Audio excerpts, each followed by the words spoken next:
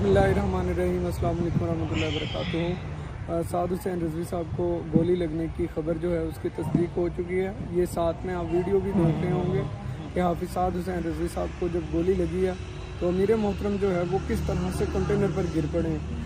साथ हाफिज़ अनस हुसैन रिजवी साहब बैठे हुए हैं और वो मुसलसल जो है वो तकरीर कर रहे हैं। इंतहाई ये जितना भी दुख है ये बयान नहीं किया जा सकता। अभी भी जो है अगर बात की जाए तो पाकिस्तान के मुतअद्दिद शहर जो हैं वो बंद कर दिए गए हैं। काफ़ी बड़ी तादाद में अल्हम्दुलिल्लाह जो पाकिस्तान के अवाम है वो सड़कों पर आ रही है। ख़ासकर तहरीक लब्बैक पाकिस्तान के लोग को उन्होंने जो है वो लाहौर में दरोगा वाला और कसूर शहर और इसके साथ साथ लाहौर बार की तरफ से भी वकीलों ने एहतजाज किया है उन्होंने, और साथ साथ ताजरों ने भी अल्हम्दुलिल्लाह हमायत का ऐलान किया और उन्होंने मार्केटें बंद करने का ऐलान किया है। इसके साथ पाकिस्तान के दीगर जितने बड़े शहर हैं, कराची है, मुल्तान है, फैसलाबाद है, सियालकोट है, तकरीबन हर जगह जो है वो ये हो रहा है, एहतजाज हो रहे हैं। मुल्क पाकिस्तान को मुकम्मल तौर पर बंद कर दिया गया। जिस तरह से कायदे मोहतरम का आखिरी बयान था तो ये जो लोग कह रहे थे कि गोली लगी नहीं है उनको, ये इस तरह से 3 गोलियां लगने की तस्दीक, तो इस बात की तस्दीक हो चुकी है कि आप कायदे मोहतरम की एक फुटेज भी है जो हम यहाँ पर चला तो नहीं सकते, लेकिन वो उसके अंदर देखा जा सकता है कि सोशल मीडिया पर कि अमीर मोहतरम को फायर लगा हुआ है यहाँ पे बिल्कुल कंधे के करीब। और ये वो वीडियो है कि जब कायदे मोहतरम को लगा हुआ है तो कायदे मोहतरम फिर भी बैठे हुए हैं अपने कारकुनान के अंदर। हाफिज़ अनस हुसैन रिजवी साहब मुसलसल जो है वो वहाँ पे बयान करते जा रहे हैं। ये जो दर्द है ये बिल्कुल बयान नहीं किया जा सकता। इस वक्त मेरा अपना दिल जो है वो अंदर से फट चुका है कि मैं किस तरह से इस दर्द को बयान करूँ। हाफिज़ साद हुसैन रिजवी साहब जो हैं वो बाजी ले गए हैं। कल अमीर मोहतरम ने इंटरव्यू में कहा था, जब उनसे मैंने बात की तो मैंने उनको कहा कि हजूर आप बहुत दलेर हैं।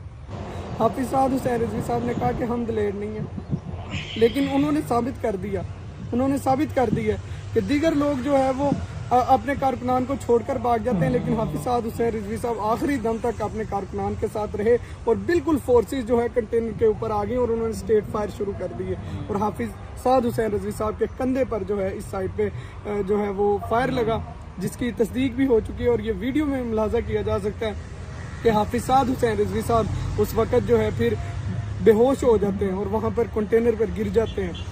फिर जो है इल्तिजाएं करके कारकुनान दोनों शहजादगान को उठाते हैं और उनको जो है वो रिक्वेस्ट करके और किस तरह से ले जाया जाता है। जुल्म व बर्बरियत का ये आलम और ये जो दास्तान तहरीक लब्बैक पाकिस्तान के साथ की गई है कि जब घर से निकले हैं बल्कि घर में बैठे हुए इन पर जो है वो तशद्दुद किया गया, स्ट्रेट फायरिंग की गई।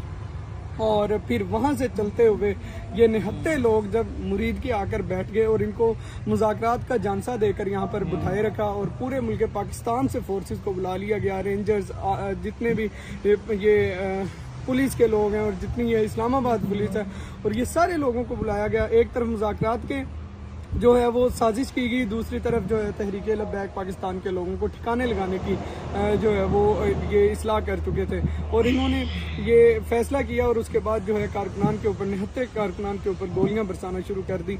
हाफिज़ साद हुसैन रिजवी साहब को गोली लग चुकी है। हाफिज़ अनस हुसैन रिजवी साहब शदीद ज़ख्मी हैं, लेकिन इस वक्त तक अल्हम्दुलिल्लाह जो खबर की तस्दीक हुई है हाफिज़ साद हुसैन रिजवी साहब भी सेफ़ हैं, हाफिज़ अनस हुसैन रिजवी साहब भी सेफ़ हैं, दीगर कायदीन भी। और ये दुख जो है बिल्कुल बयान नहीं किया जा सकता। हाफिज़ साद हुसैन रिजवी साहब हों, अनस हुसैन रिजवी साहब हों, हमारे लिए दोनों ही हमारी रेड लाइन से ये इनसे बढ़कर कौन सी रेड लाइन होगी। यानी ये शहजादों के साथ हमने वादे किए हुए थे, हमने इनके हाथों पर बाबा जी के जनाजे पर मौत पर बैत की है, इनके हाथों में हमने बैत की हुई है। लेकिन आज वो लोग कहाँ हैं जिन्होंने ये कूफियों वाला किरदार अदा कर रहे हैं। यानी एक दफ़ा जो है वो शहजादगान को आगे करके और हम आज लोग पीछे हट गए हैं कि खुदारा ये आप लोगों से भी सवाल किया जाएगा, हज़रत अमीरुल मुजाहिदीन को क़यामत वाले दिन आप लोग क्या मुंह दिखाएंगे। ये फोर्सेस जो इतना जुल्म जिन्होंने कर दिया है ये क़यामत वाले दिन रसूलुल्लाह के सामने किस मुँह से पेश होंगे। ये जितने भी दीगर लोग खुशियाँ मना रहे हैं, जो पुलिस के लोग हैं या जैसे भी, वो खुशियाँ मना रहे हैं कि हमने इनको नाकाम बना दिया, हमने यहाँ से सड़क की सफाई कर दी है। क़यामत वाले दिन अल्लाह के हजूर ये क्या मुंह दिखाएंगे। और अपने लोग जिन्होंने बगावत की इस मौका पर, अवाम अहले सुन्नत के जो बड़े ठेकेदार बना करते थे, आज वो किधर गए हैं। आज वो लोग भी तमाशाई बने बैठे और उन्होंने कहा ठीक है इनका खून बहाया जाता है तो इनको बहा दो। ان کے لیکن مریم نواز اور ان سب کے کہنے پر یہ جو کچھ ہوا ہے ظلم، اس کی ساری ذمہ دار ریاست ہے۔ اس وقت ملک پاکستان میں ہر جگہ مظاہرے ہو رہے ہیں، پورا پاکستان جو ہے وہ باہر نکل آیا، روڈوں پہ سڑکوں پر لوگ نکل آئے ہیں، اور ابھی جو ہے یہی فی الحال اعلان کیا گیا کہ سب لوگ جو ہے وہ باہر آئیں۔ ابھی انشاءاللہ جو بھی خبر ہوگی وہ ضرور آپ سے شیئر کرتے رہیں گے۔ باقی اللہ تعالیٰ ہمارے لوگوں کی حفاظت فرمائے، ہماری دیگر قائدین شورا کی اور لوگوں کی حفاظت فرمائے، سب لوگوں کی خیر فرمائے۔ جو ظلم حافظ سعد حسین رضوی صاحب کے ساتھ اور یہ شہزادگان کے ساتھ کیا گیا، اس کو کبھی بھی جو ہے وہ بلایا نہیں جائے گا، تاریخ اس کو یاد رکھے گی، اور یہ ان جو خاموش رہنے والے تماشائی ہیں ان کو بھی یاد رکھا جائے گا کہ یہ کس طرح سے گونگے اور یہ شیطان بنے ہوئے تھے کہ یہ اپنی زبانیں انہوں نے بند رکھیں اور ان شہزادگان کو اکیلا چھوڑ دیا گیا۔ لیکن الحمدللہ ہم ساتھ کھڑے تھے، کھڑے ہیں اور کھڑے رہیں گے۔ جس وقت حافظ انس حسین رضوی صاحب سے آخری ملاقات ہوئی تو اس وقت حافظ انس حسین رضوی صاحب کے ہاتھ پر ڈرپ لگی ہوئی تھی، اس جو ہے وہ رائٹ ہاتھ پہ ان کے ڈرپ لگی ہوئی تھی۔